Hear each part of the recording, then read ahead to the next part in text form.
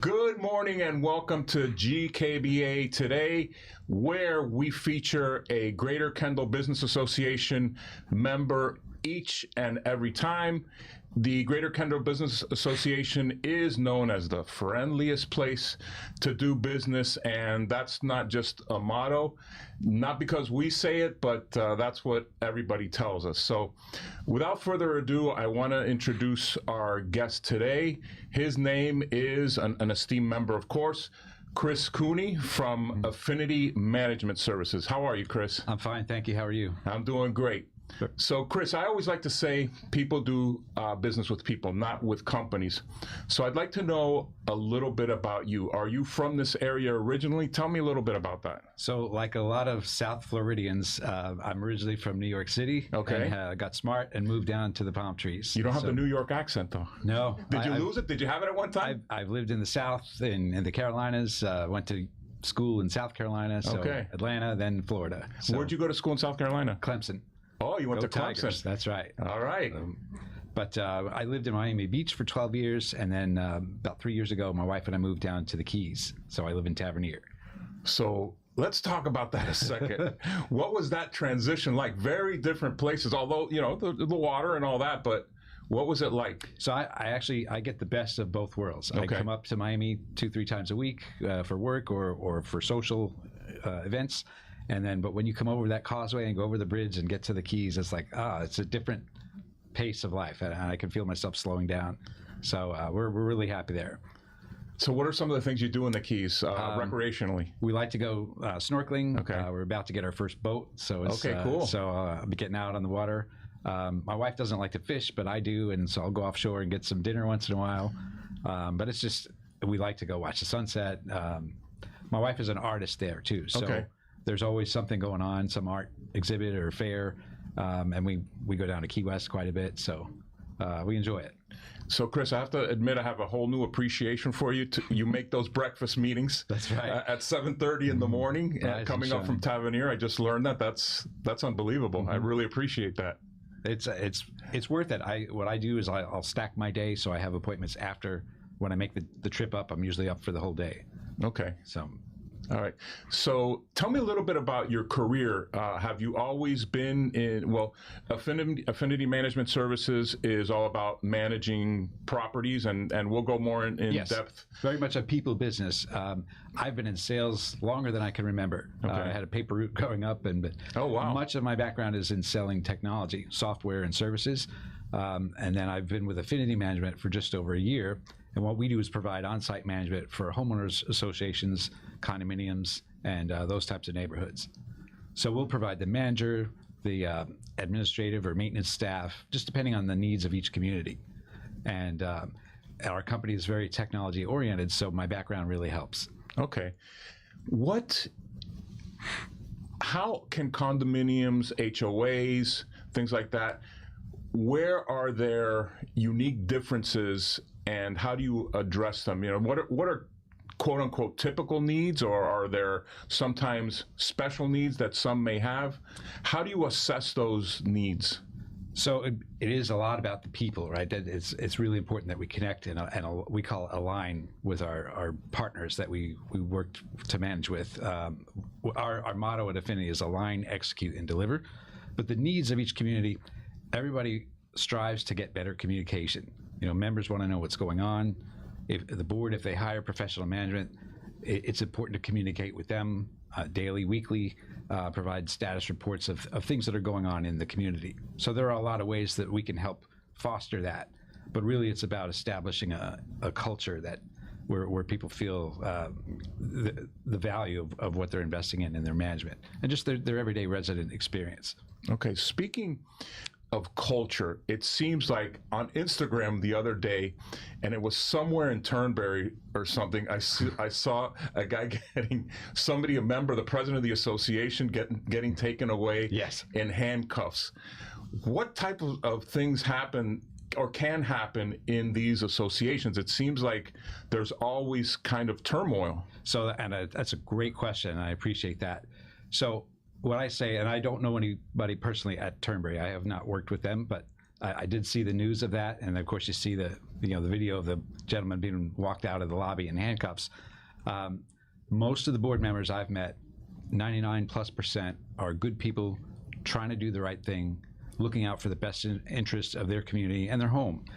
But and the advice I give to association members is get involved to the level of knowing what's going on, knowing how your money is being invested, because there are that small percentage of bad actors, and those people thrive in environments of apathy. When I lived in South Beach, I was a board president of my small condo for a year, and that was a training by fire, if you will. But one of the biggest challenges we had was apathy. Nobody wanted to get involved. Let somebody else run for the board. It's not my problem.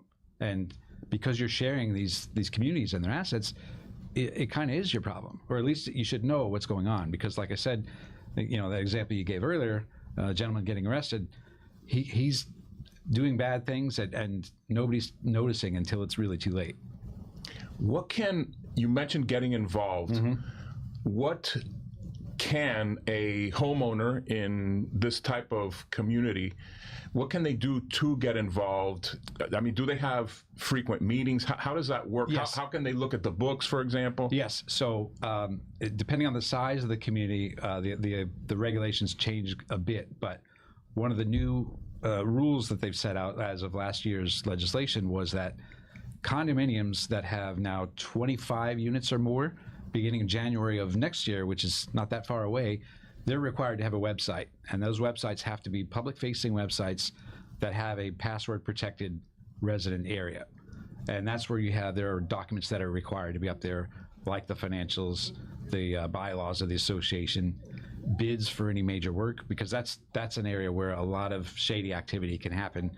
You're a board president, and here comes a contractor that wins basically a no-bid situation, and the deal's done before anybody really knows what's going on. So the rules dictate that you have to keep copies of not only the winning bid, but other competing bids if a job was above a certain amount. Okay. So get involved. You're allowed to attend most board meetings. So I know the legislator mandates that at least quarterly boards must meet now. They're required to post notice of when the meetings are, and members are invited to most of those meetings. They once in a while will have a closed session. They might be discussing litigation with the attorney or some type of staffing matter, and those meetings are generally closed to residents. But in other cases, residents can submit items to be discussed or just be there to know what's going on.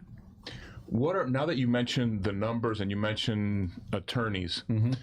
Who is typically, maybe not on the payroll, but consultants, et cetera, in a typical homeowners association or condominium association? So typically, and one final thing I forgot to add about the website requirement, HOAs now, if you have 100 units or more, starting next January, are required to have this website that I mentioned for the condominiums. And for 3 years, I sold those services to communities. And when it's used properly, it's a great tool for communicating not only what's going on, but allows easy access for residents to get on either through a mobile device or just on their computer at home and get whatever documents they might need. So when it's used effectively, it's a great tool for running day-to-day operations.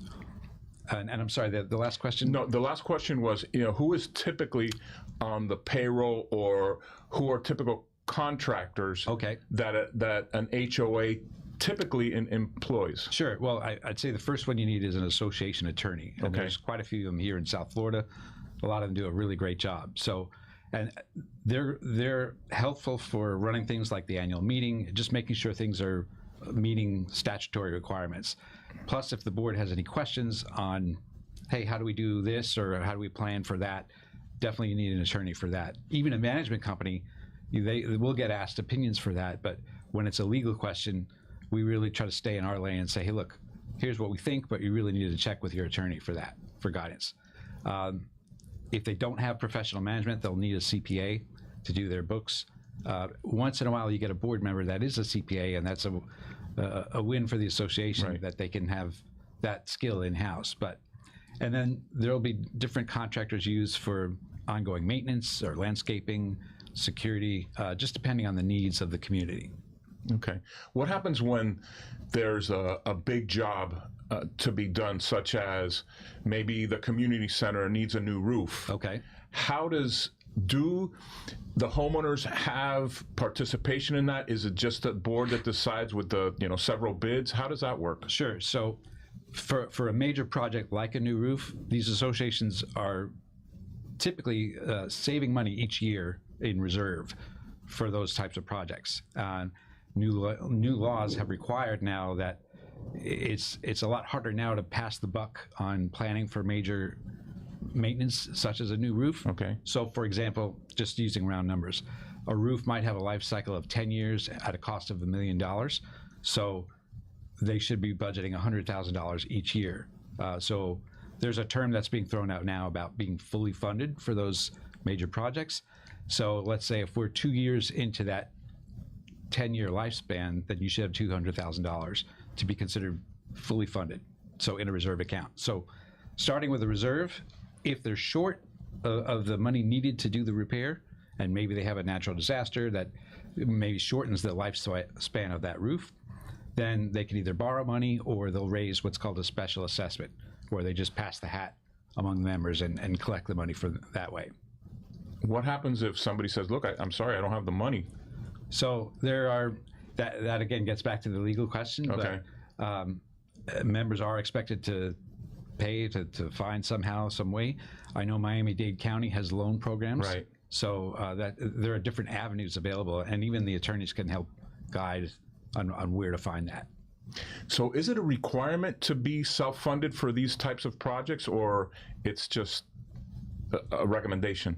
So as of last year, the legislation dictates that 2025, so the budget people just wrote at the end of 2024 and adopted, was the last time they could defer being fully funded. So next year's budget, they're expected to be fully funded. Now that applies to certain communities, high rises within, let's say, 3 miles of the ocean. But it's good practice for, even if you're in the HOA in Kendall, let's say, it's good practice to make sure that you're funding those major expenses, because you will have to plan for those. And it's a bad situation if you need to do those repairs and you don't have the money. Okay. In the literature you sent me, I saw, I think it was it pets, people, and property, was it? Pets, people? Pets, people, and parking. And parking, So, pets, people, right. and parking. So tell us about that a little bit. in a lot of communities, there are a lot of communities are concerned with violations and just enforcing the standards that they've all agreed on, right? And so people are, before I bought my house, we lived in a condominium in Key Largo, and there was a rule that you weren't supposed to have more than 2 pets in the community. And here comes the former board president walking 4 dogs. And the current board president had 5 vehicles parked on the property when you're supposed to only have 2. And they have professional management. So that's a real challenge of making sure that you're fair and consistent in enforcing rules, and if you adopt violations, doing that consistently as well. Because in that community where I lived, it was very much a buddy or insider type of clique. Yeah. Different rules, and that could even get an association in some legal trouble if somebody gets unfairly or what they perceive to be unfairly enforced while others are let to walk by. So here you are trying to park your smart car, and there's 5 cars there. Sure. What can somebody do? So usually, I would say you have to start with the governing documents of the community. It usually has some definitions about each unit as assigned X number of parking spaces. So one of the big challenges in all of these communities, especially when you have tenants, is that vehicles are come and going, and residents may not be diligent about keeping their vehicle registration information. Hey, I used to have a Toyota, now I have a Nissan, and here's the new information. So whether it's the management or the board, or maybe they hire a contractor security, somebody will eventually go around checking, and when they see a car that's parked there, what are they supposed to do? So, in most cases, somebody may have just forgotten, I had a guest, and here's the information. So it may be that, it may be a short-term rental situation, and again, that may or may not be permitted in that community, just depending on how the rules are set up there. So it's important to try to manage that. And then, of course, where you were talking about pets earlier, it's right. you want to be considerate of your neighbors. And like I said, the lady with the 4 dogs, they were not always quiet, and it's a difficult type of situation. Okay. And the people part of it? People, it's good to keep people informed. A lot of times when communities have trouble with violations, they may not have done the board may not have done a good job of reminding people what the rules are. So a lot of times when, for example, last year we had a community that was self-managed bring us in, and when we started, that was one of their challenges. And what we did is just send out reminders, friendly, hey, we're the new management, we're Affinity, here's how to reach us. And by the way, here are some of the standards, because in that particular community, a lot of people's fences were in disrepair. So the board wanted to make sure everybody knew what materials were allowed, what colors, and just to help. When you spruce that up, it's a win for the community. Sure. It looks a lot better. People feel better about, have a little more pride in their community. It's also a win for us because it helps a measurable impact of, hey, these guys came in and they really took over and did some good things. What is Affinity's, because you talked about several types of properties that you may manage. What is your sweet spot, so to speak? Or do you have one? Yes. I would say 80% of our clients are HOAs. Some of those may be gated communities, but sometimes they're single-family homes, or they might be attached buildings, but HOAs with 400 units or more that need on-site help. I get calls from smaller communities that don't need somebody on site, and maybe there's maybe only 50 or 100 units. In our business, we call that portfolio management, and that's not something that we really do, but I'm happy to refer that to other companies that we know. So what's involved? So you have somebody on the property? Yes. And what type of team manages the whole association of 400 plus? Yes, often there's at least one manager. Let's say a manager, administrative assistant. There might be an assistant manager, and the managers are licensed with a community association manager license, or CAM as they call it. Usually there's some type of maintenance component, so there might be a head groundskeeper or maintenance supervisor, and then staff members, depending on the size of the community and the needs. Some communities have housekeeping services. Definitely you see that in condominiums. Interesting. And then there may be some communities have recreation attendants to help people with the pool or the gym. So every community is just a little bit different, and we'll staff that. Communities often have private security, and that's not something that we're licensed to do, but we're happy to work with them, and we know many of those companies here in town. So is it fair to say that you guys are basically turnkey, right, except for the security component? Well, so that's true, but in addition to that, we also provide back office support. So we have full-time HR, we have a CPA on staff, so that's our Director of Association Accounting, and so it is turnkey from that aspect. And if you look up Affinity's Google reviews, we rate usually 4.7 or higher, which is as high or higher than anyone in our space. And a lot of that has to do with our client care team, where if a homeowner is struggling to access the website, hey, I want to know my balance, where do I send my payment? They can call or even walk into our office in Devel, and our team takes care of that. The funny thing about the Google rating thing is that nobody is calling that team when things are going great. There's usually some type of problem. Sure. Hey, why did my assessment go up? Or I can't get into the stupid website to help me. And our team is really dedicated, and they're able to turn that around. Almost all of that team is bilingual, so we're sensitive to the market here and the needs there. The same applies for our on-site staff. We make sure that we put the residents can feel comfortable connecting with our team.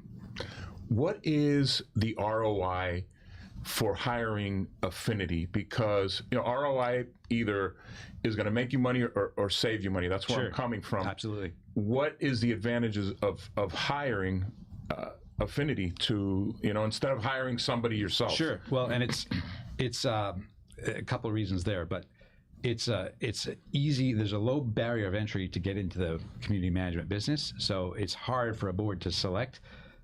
You don't know who you're getting in a lot of cases, but we'll get calls from people that either are self-managed, and it's really tough to be a board member now because of all the fiduciary requirements and just the day-to-day, the work that it takes. Some board members work 20 hours a week on their community in addition to having a full-time job. So very difficult. But we'll get calls from either self-managed that is needing help, or they might be with another management company and they're not getting the results they want to see. But so our motto that we really try to align with the board, and we want to understand what their vision of success is for the next 12, 18, 24 months. What does that look like? And we don't want to sign just anybody just for the sake of adding a new client. We want to make sure we're in a partnership with them. And we want them to be a board of directors, not necessarily managers. That's where we come in. But so align and then execute is just making sure we have regular check-ins monthly and quarterly, just to sit down and say, hey, at the beginning of our engagement, you said you needed to do X, Y, and Z. Where are we? Are we on track? Are we off track? And if we are, let's, how do we get back?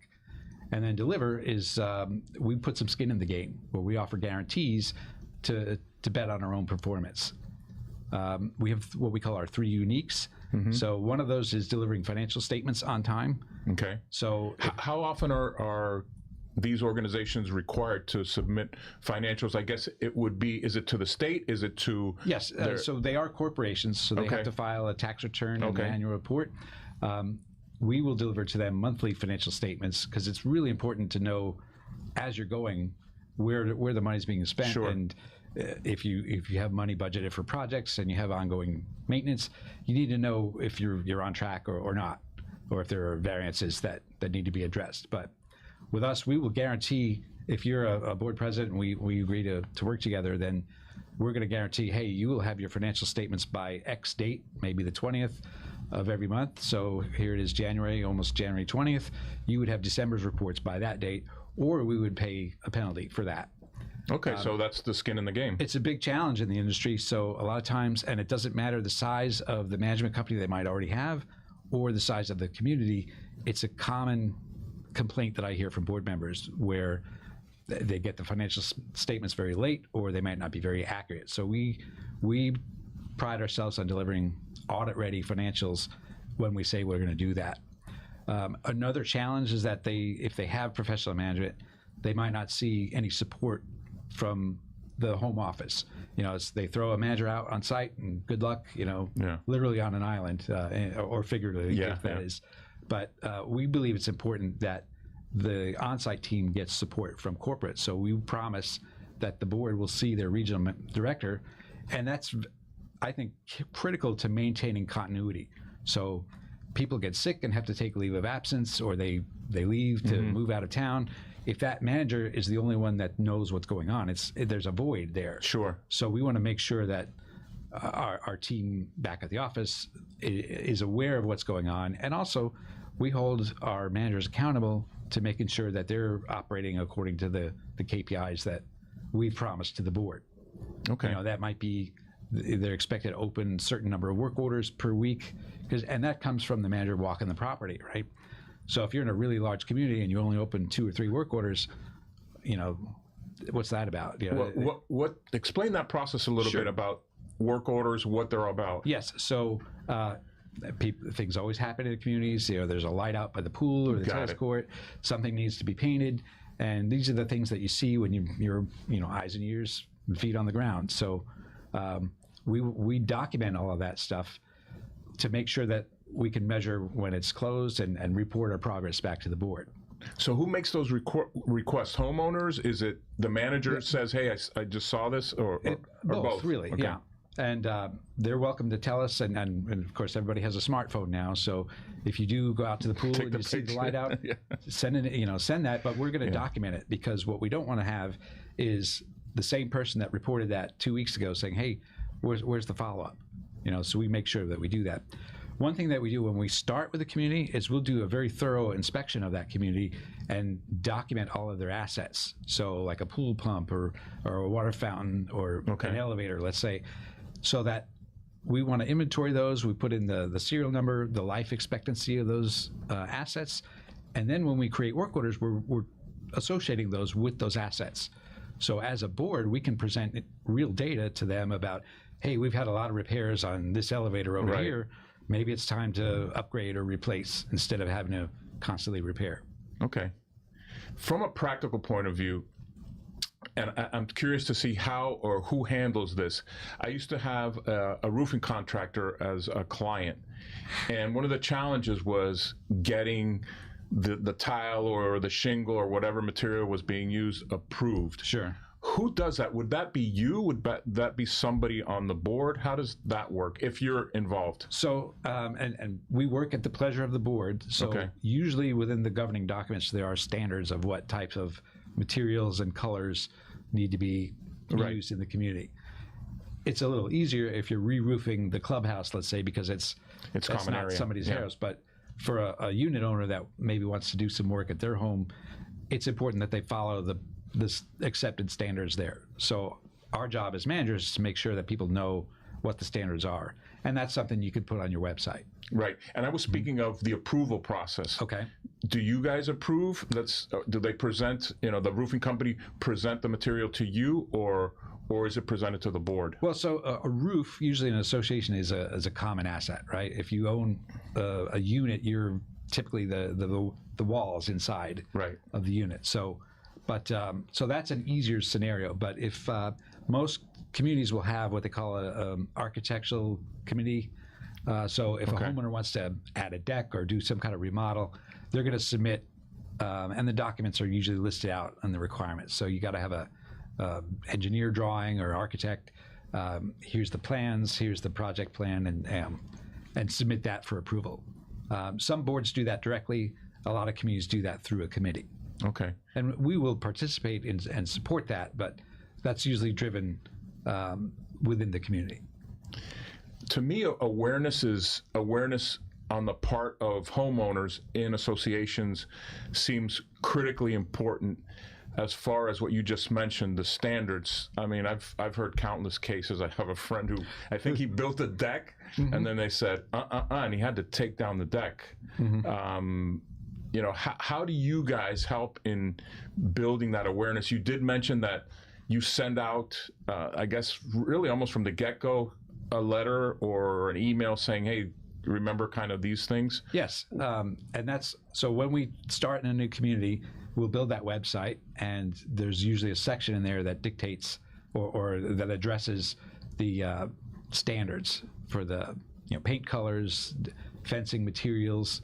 Somebody may put up a fence that's this exotic metal that's not approved, or Right. you're supposed to use vinyl or wood or something. So just to help to alleviate any misunderstandings that come down the road.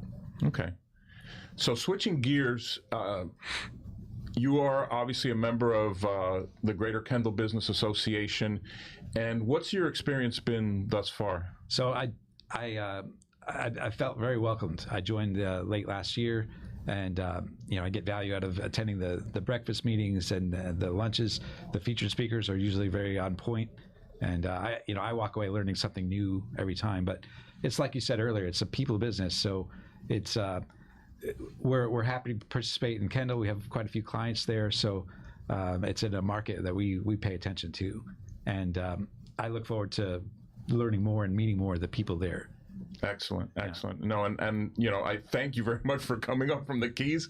I didn't know that till today. If somebody wants to get in touch with Affinity, with you, what's the best way to do it?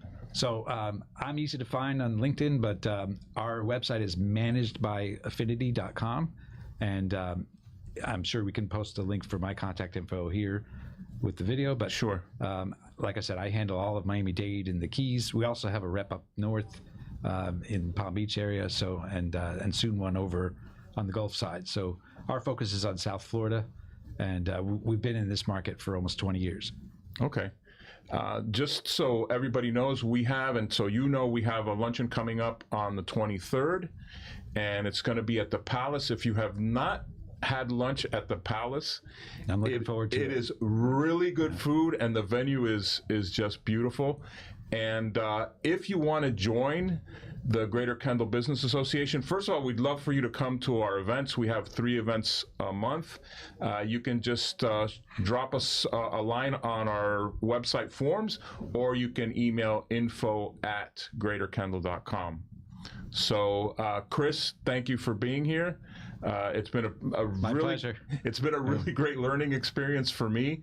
I have never been a member of an HOA, so really eye-opening. And once again, thanks for being a member, and thank you for being here with us on GKBA Today. We look forward to seeing you again. And of course, always thanks to Community News for this platform. We'll see you again soon. Thank you so